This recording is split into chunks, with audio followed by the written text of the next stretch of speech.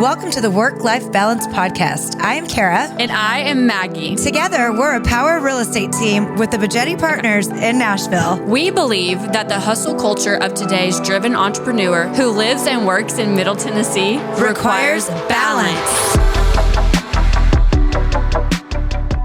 Hey guys, welcome back to Work-Life Balance with Maggie and Kara. Welcome back for the last time. I know for the last time, season 1 has came to a conclusion. Yeah. So this is episode 50, which is pretty Crazy. amazing. Almost a whole year. Well, definitely a year of recording. Yeah.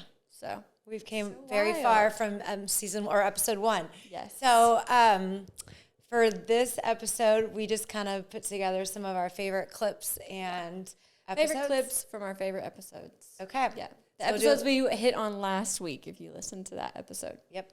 So So like a little montage. So we hope you enjoy that. Yeah. And then we will be back fresh at the beginning of 2024. Oh my gosh, isn't that crazy? 2024 is already around the I corner. know. With season 2 Yeah. of Work-Life Balance with your two favorite chicks. I know, your two favorite chicks and a lot of cool guests. So taking some time off because we want to kind of take some time and really put a lot of effort into the content that we're putting out for you guys. So like, share, subscribe, all the stuff when it comes out. And we'll keep posting about previous episodes when I keep shedding light on those. But Absolutely.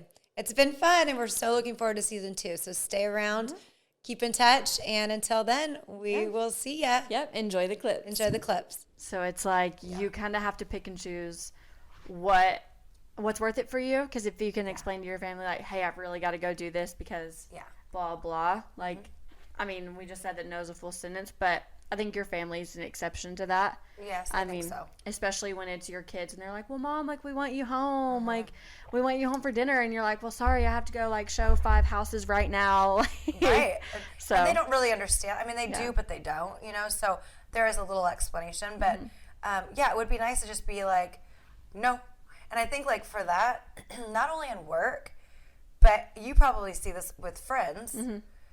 I have a hard time, like, saying no. Yeah. Not that they want something from me. It's more about, like, I shouldn't go to Nashville today. Like, I shouldn't go on that next trip. Or it's always the fun stuff. Those are the things I really don't want to say no to. Creates the FOMO It's that the we were talking FOMO. about. Yeah, Oh, like, terrible. I mean, and I've had to do that a lot. Like, this past Saturday, just for example, one of my friends invited me to go kayaking, and I was like, oh, that would be so much fun. And then we got an Op City lead, and I had to drop everything I was doing that day to go show houses. See? And that's where you put your priorities right there. Yeah. You prioritized work where you could have went the other way and been like, well, today I want to have some fun. So that's where it's hard. Yeah. And then you feel like the whole time you're like, damn it, I should have been kayaking, but I need to make some money right now. Exactly. And especially with those leads. Yeah, and, like, I think having that team presence, too, makes it more urgent because it's like I'm not just making money for me, I'm making money for our team. For our team. And to help our success and grow business and stuff like that. So it's a little bit harder to think about, okay, well, I want to go kayaking. I know. When it's like, okay, well, I have somebody on the other side of this that's kind of depending on me. And, like, you would be, I think that if I chose kayaking over going to show some houses, you'd be pretty upset. I don't. Just like on the real, real quick, on the real, like, if it's you and I, like, if we miss out on a huge lead because you didn't want to go show a house because you were kayaking or something, like, I'd kind of be upset. Yeah. Well, I think I would have been like, you should have called me and I would have squeezed that into my day. Then that's that balance act between you and I. Like, we have that privilege where you can call me and be like, hey, I just need a day, a self-care day. I want to go to the spa. I want to go kayak. Do you mind picking up the slack? And that's where that team building works. Yeah. Right? So, I probably wouldn't have been super happy to drive like 2 hours from here because I think that's where you showed. Yeah. It was far. Yeah, it was far. But I would have either figured out a way to accommodate that. But, yeah, you and I are not those kind of people where you're just going to like fluff off everything because. No. You And we've done that before, too, though, is like just saying, hey, I need a day. Yeah. Because, I mean, we kind of do work 24/7, literally, 7 days a week. Right. And I think there was something I wrote on there, like, if you don't take care of yourself first, then I can't take care of anybody else, right? So I go through down days. You go through down days. That's part of this business.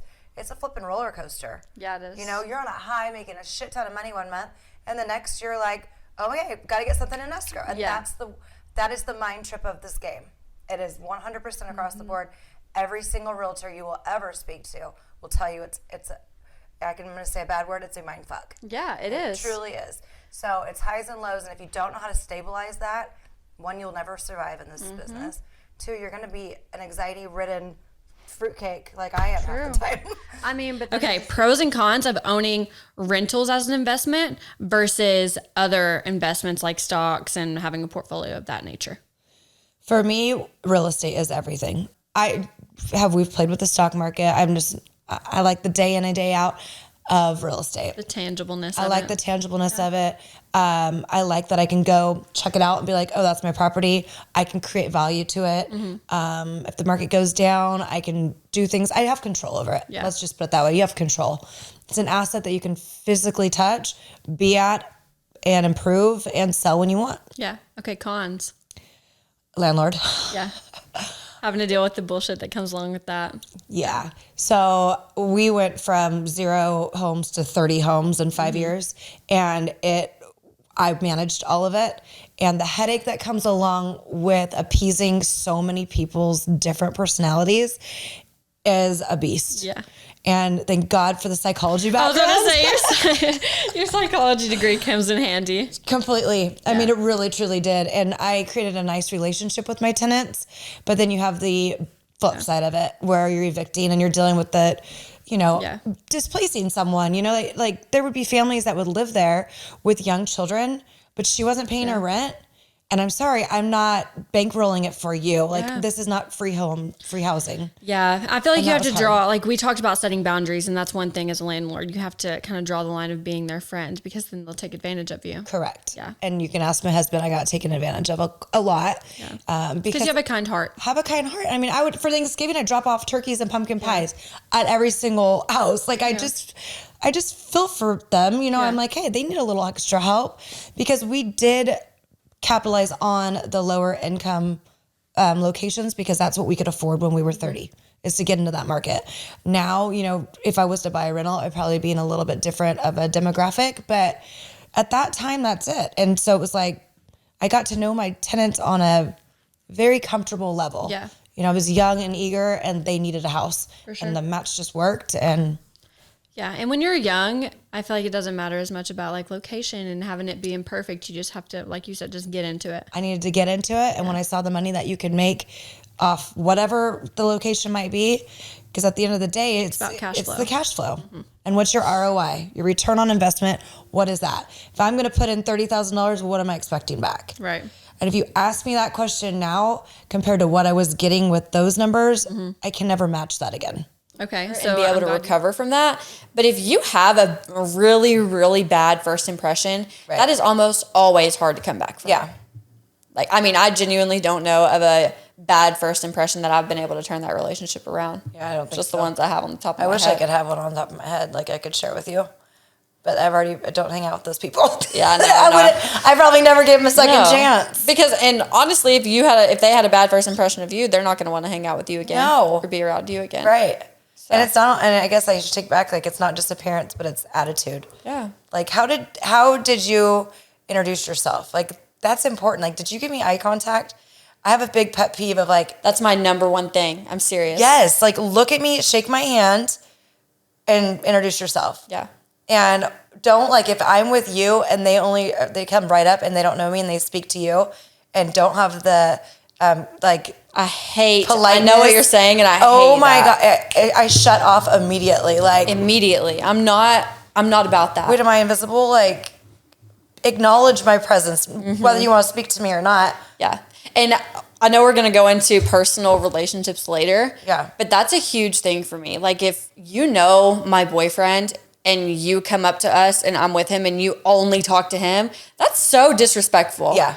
At least introduce yourself. Right. Or if hopefully you have a boyfriend that would stand there and introduce you. Yeah. But that's just very disrespectful in business and personal relationships, period. I don't want to be around those people. And I love that you said that about eye contact, because, I mean, my parents drilled that into me. Yes. Eye contact is so powerful. If you can sit there, have a conversation with somebody and not break eye contact, that's going to make a lot of times them feel awkward. Totally awkward. Yeah. And I mean, negotiation wise, I mean, this is kind of more business related, but if you're having to negotiate with somebody in person, this is more what I've gotten from like selling cars. But if you're like standing there and you're like looking at the ground or looking up and not looking at them, that's going to make you look weak. I was just going to say sign of weakness and not confident. And even if you're faking it till you make it, bullshitting your way through it all, do it correctly and like look at me square in the face. Exactly. Because I feel like what is that whole thing? If you're looking to the left or you're looking to the right, you're making lying. up a lie, right? I don't remember which way it is. The left. The left. So yeah, and I'll catch myself noticing if somebody's, especially my kids. So what are you storming up there? What story are you about to tell me? I don't know, like what lie are you coming up with in your head? Yeah, right I can't now? wait to hear this one. I know. I mean, just to recap, we'll just go over them really, really quickly. For buyer's dues, get qualified first, do research on your market, do inspections, and make sure your realtor is doing their due diligence for you. I know that should seem like a no-brainer, like, oh yeah, I hired this agent, they should do a good job for me. There's a lot of us out there, and not a lot of us are good. Me and Kara, we're the best. Obviously. We're the best. Use us. And Use don't us. use anybody else. No, I'm just kidding. But there are a lot of people out there that don't have your greatest intentions in mind. So absolutely, please be wary of that. Buy or don'ts. Buy for location, not for style or decor. Those things can change. Just buy for the location you want to live happily ever after in. Heard that. Try not to overbid and avoid the bidding wars. That will help you immensely. And do not make large purchases prior to close of escrow. Yes. Okay. And then seller dues. Please price correctly, trust your expert, and market as many ways as you can. That's it. Seller don'ts. Don't do a major reno right before listing. It's not necessary. You won't get your money back. Don't wait till spring. Sell when you're ready to sell. The buyers will always be there, no matter if it's Christmas Day. Somebody's looking. And please try not to be greedy. Make it peaceful for all parties involved. A hard sell is not beneficial for anybody. So Absolutely. those are our do's and don'ts for today. Hopefully you learned something Take something out of it. yeah. Or hope. Yeah. And that's kind of what sparked this idea for us to talk about, is because we were going back through like common themes that we have had on every single one of our podcasts. And that was one of them. Every single person had talked about burnout and what they do to prevent it. So we wanted to bring that to light today. So like, what are some causes? So the stuff that we researched was lack of support. Maybe you're feeling overwhelmed because you're taking on too much and you're not sharing that with somebody else that maybe eases the pain. Also, poor self-care. So we all know that exercise and eating well and maybe going and getting a massage or, getting your nails done Botox. or whatever. Botox, yeah. Kara and I is like Botox, self-care. Things that make you feel good and take away the pain for a day. I think so. And that is the number one most important thing. Like, you have to take care of yourself before you can take care of other people. For sure. So, Oh my gosh. that's top tier for sure. Yeah, but you know how hard that is? Very hard. We're always taking care of other people before ourselves. Especially women. I think that's like a huge thing, because everybody, like, you're worried about your family and providing food and support and everything for other people. A lot of times you kind of forget about yourself. Absolutely. And then you're like, shit, now I'm burnt out. Yeah. Yeah. And I think, because like I said earlier, it is a deal between two people and you're wanting to make everybody happy at the end of the day. The seller's wanting to walk away with a nice chunk of change. The buyers want to have a beautiful family home. Why don't we work together and make this deal easy? Not a hard sell where everybody's stressed out the whole entire time. It doesn't have to be like that. Right. And when you have the right people working for you, it actually can be a really pleasant experience. And everybody ends at the end of the day with the toast. I mean, for sure. It doesn't have to be dreadful. Right. They do say one of the most stressful things in life is moving. And I get that. Like, it is so stressful. But there's certain things that can take away some of that stress. And again, like having the right people backing you. Right. Your lender, your realtors, your inspectors, your team. That makes a huge change. Totally agree. I know that most agents, brand new agents, don't even sell one in the first year. No, yeah. They're just learning, they're going to trainings, they're doing all of that. So it's not, and it's hard if you have another job to really put that kind of energy into your buyer. So like for you, for example, when you came on, remember you picked up that little part-time job? I was going to say that, yeah. And her part-time job happened to be on the weekends, which that's when everybody wants to see properties. Yeah. Friday, Saturday, Sunday. Yeah. And I mean, it only lasted a very short time because she was like, I'm going both feet in. Like, this is my career. This is not J-O-B. Yeah. Like, this is going to be the career. And that's why, I mean, I've had just being young and, you know, a lot of my friends are still figuring out what they want to do. A lot of them have asked me about real estate. And the number one piece of advice I give them is you can't go half-assed into real estate. Like, if you're going to do it, you have to commit. You have to commit. I mean, luckily I had Kara, so it was like much easier for me to kind of get into it. And that's, I think, the importance of having a mentor too, because it's not easy to do on your own. No, and most people can't financially sustain it if they're brand new, they don't have any other income coming in. It is a big thing to bite off. It truly is. Like, I mean, I don't know how I did it back then. I just remember just doing it and Especially knowing